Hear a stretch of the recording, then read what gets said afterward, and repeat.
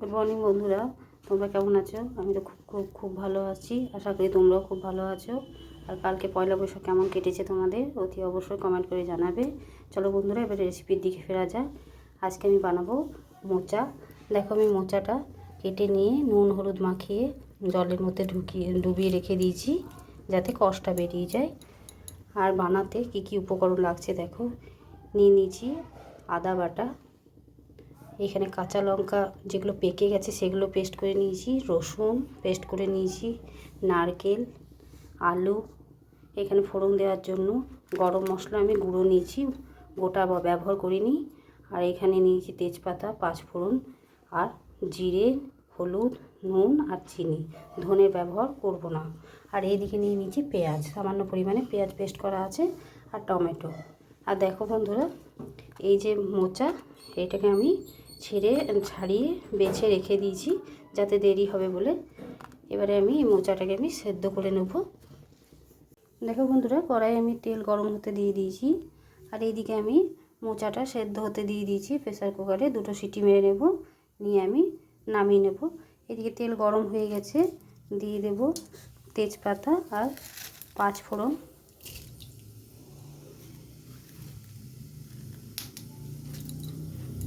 তেজপাতা আর পাঁচফোড়নটা একটু ভালো করে ভেজে নেব।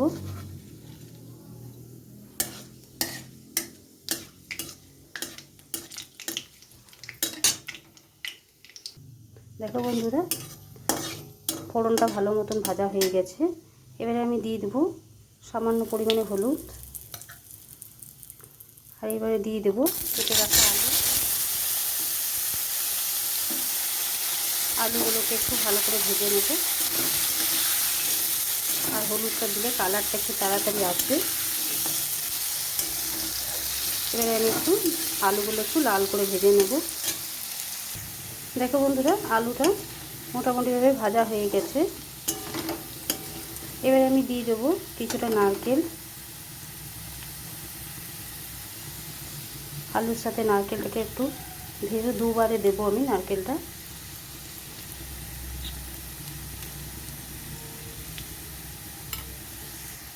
দেখো বন্ধুরা, আলুর সাথে নারকেলটাকে একটু কিছুক্ষণ ভেজে নেব।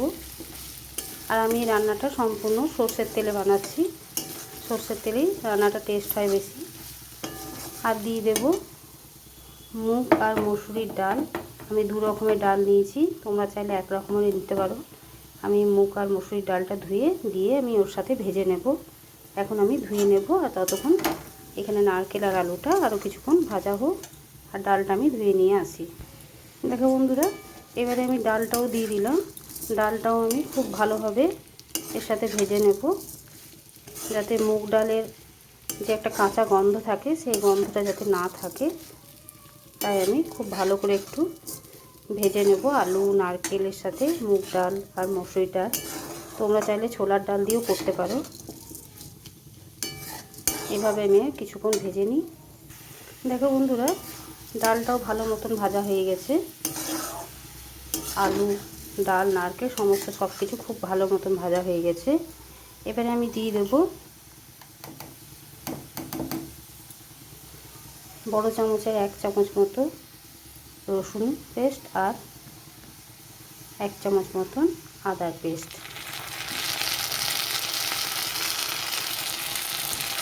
এই রসুন আর আদাটাকে খুব ভালো করে এর সাথে আমি কষিয়ে নেব, যাতে কাঁচা গন্ধটা না থাকে। কিছুক্ষণ আমি এইভাবে কষিয়ে নেব। দেখো বন্ধুরা, আদা আর রসুনের পেস্টটা ভালোভাবেই কষানো হয়ে গেছে। এবারে আমি দিয়ে দেবো পেঁয়াজ, যে পেস্ট করে রেখেছিলাম সেই পেঁয়াজটা।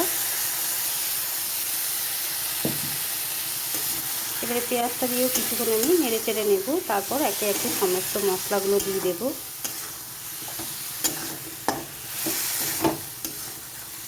একবার বাড়িতে অতি অবশ্যই আমি যেভাবে বানাচ্ছি সেভাবে একবার বানিয়ে দেখবে, দারুণ লাগে খেতে।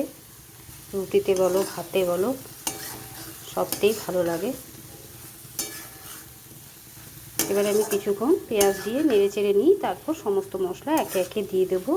আর এইদিকে আমি প্রেসার কুকারে দেখো সেদ্ধ করে নিয়েছি।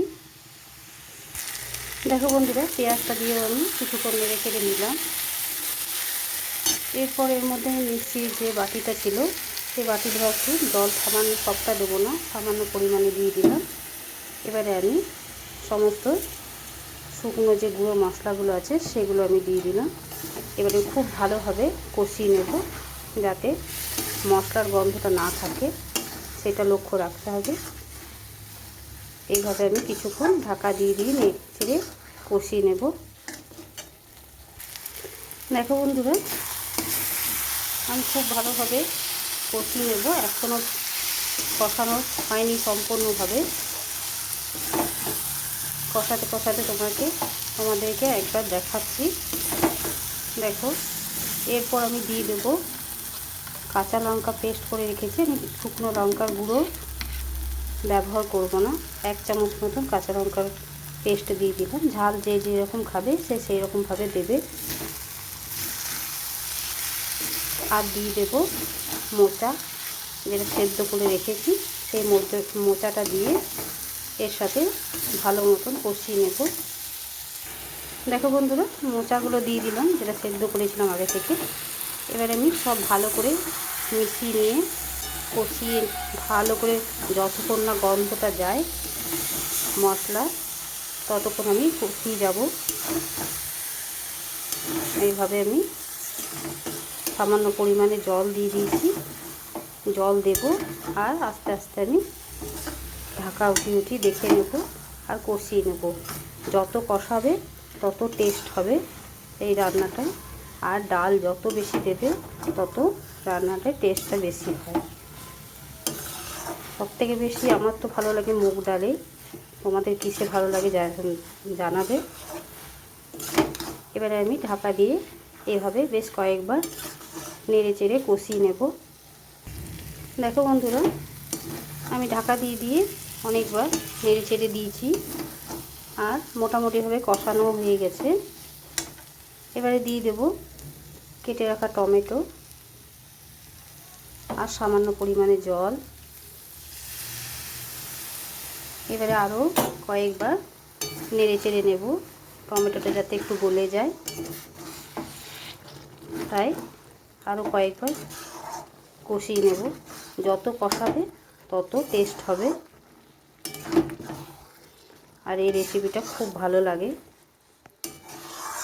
এইভাবে একবার বাড়িতে বানিয়ে খেয়ে দেখবে, অসাধারণ লাগে খেতে। এবারে আমি ঢাকা দিয়ে দেবো। দেখো বন্ধুরা, টমেটোটাও ভালো মতন গলে গেছে, সমস্ত সব কিছু ভালোভাবে কষানো হয়ে গেছে এবং মিশেও গেছে।